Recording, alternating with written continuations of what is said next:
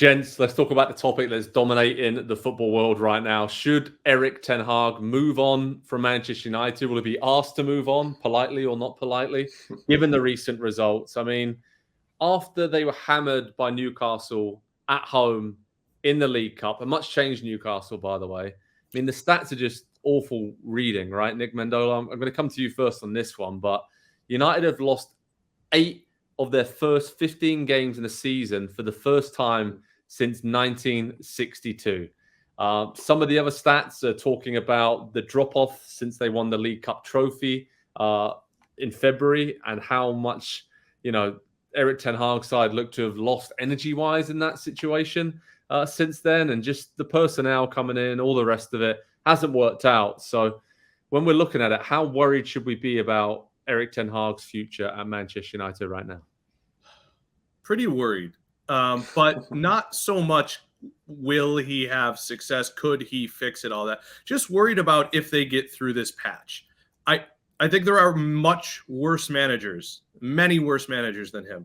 I think there are many worse clubs than him, but you get to a crossroads, and just some of the things we're discussing right now are alarming, because it starts to show, even though we're hearing that he's being backed and all of those things, he's starting to take sides with the guys he brought in. And that is, it's understandable, but it's a siege mentality type thing. And I wonder is he going to end up choosing that this isn't the project for him? Even if he doesn't quit, if he ends up, because his faith isn't in the project, that's, I think, what I really worry about. Because I think, honestly, I think he's an excellent manager that is we're seeing cracks in him because he's dealing with something he hasn't experienced yet. And to lean on, and I'm not trying to scapegoat these players, but to lean on Anthony, to go to the players that he brought in, it feels like he keeps bringing them up as if to say, look, I know I told you these guys are great and we're all going to be great together. Instead of, like, he literally could just talk about how good Bruno is and how Bruno could help save them. And he's choosing to, there's almost sides being taken here. And that's how it becomes, well, senior figures in the administration have, they're leaking stuff to the press about how their guys are doing well. So I think we're in a significant sort of period in the argument where it's like a couple is arguing, right? And they're talking to all their friends, and there's a chance that the friends are like, hey, listen, go back. You guys love each other. We love hanging out with you. See if you can work it out, versus camps. And I think we're right there. I don't know if you would agree, in danger of camps, and camps almost never end well. Yeah, and that seems to have been the case at Manchester United quite a lot in recent years. Ronaldo, when we look at right? Ole Gunnar Solskjaer, Mourinho, even before that Van Gaal, how that kind of ended up. So this is not a new thing for them, but some of the other stats I want to point out here. Ten Hag lost 6 of his first 40 games in charge of United up until they won the League Cup, which was a big success for him. Since then, in the 36 games since, they've lost 13 games. Wow. So that is quite a big jump in terms of the win rate and the amount of defeats. And it just, again, I said it seems to be the same story unfolding. And Nick mentioned it there, Andy. Ten Hag's come out saying, I'm a fighter. I'm determined to do well. This is a challenge for me, a new challenge. But, I mean, tactically, what is he doing here, or what is he not doing? Because last season, we saw he tried to play possession football like he did at Ajax. At the start, didn't go well, so he adapted it slightly. They tweaked it a bit and were still possession-based, but a bit of counter-attacking swirled in there as well. And just a nice mixture and balance about the team, and that's how they got a lot of their wins. But this season, it seems like every single player out there doesn't really know their job or what they're supposed to be doing. So I'm wondering, has he tried to move it on a little bit too quickly and go away from what gave them some relative success last season? Because these United players don't look like they know what they're supposed to be doing. And I don't see much of a change in any kind of methodology from Erik ten Hag over the last few weeks as things have been getting progressively worse. Yeah, but a lot of it has been forced upon him, I think, by the injuries that they've dealt with, and it's injuries to key players. Rafa Varane has barely played this season. That's a big one. Lisandro Martinez, that was your center Yeah. back pairing of the next at least couple years when you spent all of the money that you did, and they were going to pretty well fit into the system and the way that Ten Hag wanted to play. That's not been there. Casemiro has been out injured, and when Casemiro has been on the field, Casemiro has looked half the player that he was even just a season ago. That's been shocking how quickly he's kind of fallen off. Amrabat has been okay, but he is, and I think we knew this when they signed him, and that's why there were questions about is he actually what they need or is he just a very temporary Band-Aid? He's quite one-dimensional, and for a team that's wanting to play out of the back and build up, who went out and spent the money that they did on a goalkeeper because the goalkeeper then allows them to build up and play out and create all the way from the back and can control and possess the ball in ways that they've not been able to do in the past.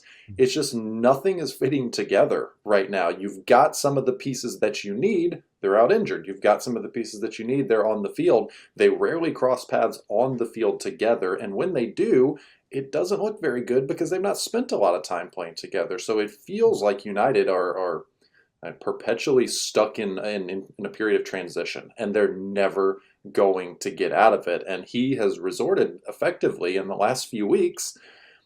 He's kind of remade Mourinho's team, where Scott McTominay is the hero late in games a lot. Harry Maguire, set piece target, is a big part of the attack. And even now, Johnny Evans is back at Manchester United. Obviously, that's necessitated by the injuries, but it's just, in a way, I do feel for Ten Hag a bit because he didn't.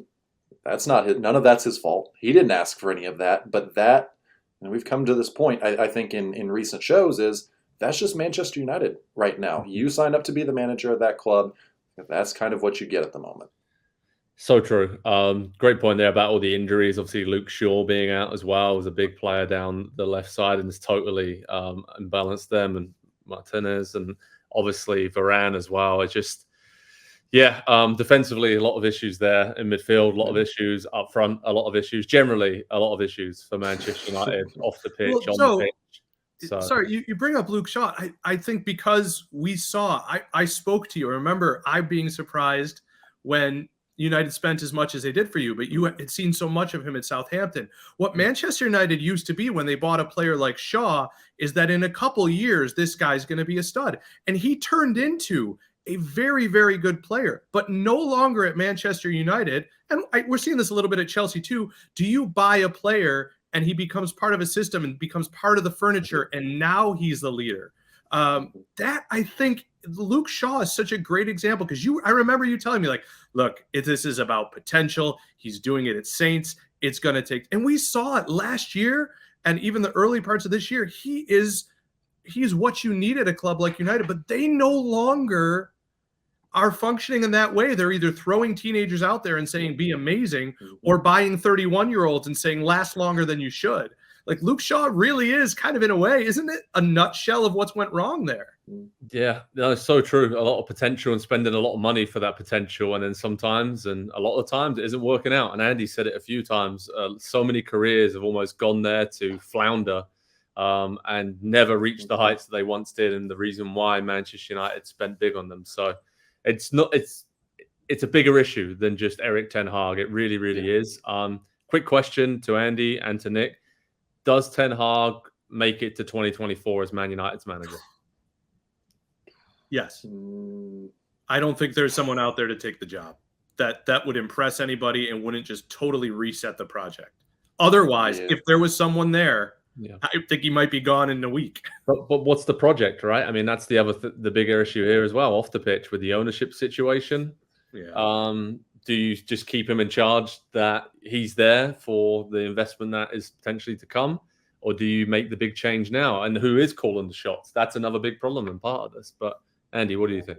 I don't think he does. I think it probably happens mid-season-ish. They go the interim route again and then kick the can down the road to the summer when they have to, once again, hire it's just, when you're stuck in that cycle and you're not having success, how do you get out of it? Because it becomes a less and less attractive job every time you fire someone, because the squad gets worse and more expensive, by the way. You have less to entice someone to come to your club for, and you're asking them to come in and be the hero and savior from day one. That's just, I don't want that job.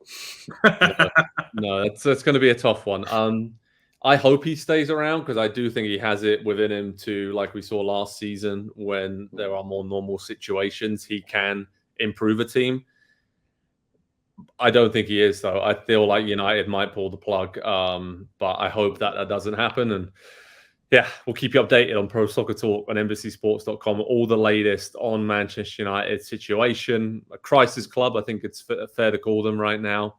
And Erik ten Hag is trying to right that ship, but he's not having much success. And right now, he seems like he is really feeling the pressure at Manchester United, as many managers have done before him. And let's see if he can turn this thing around. But it's going to be interesting viewing, whatever happens for Erik ten Hag. Hi there, I'm Rebecca Lowe, studio host for NBC's coverage of the Premier League. Don't forget to hit subscribe to watch more videos all season long. And for even more Premier League content, from original series to live matches, head over to Peacock. And be sure to tune in for Premier League mornings every weekend on USA Network and on Peacock. We will see you there.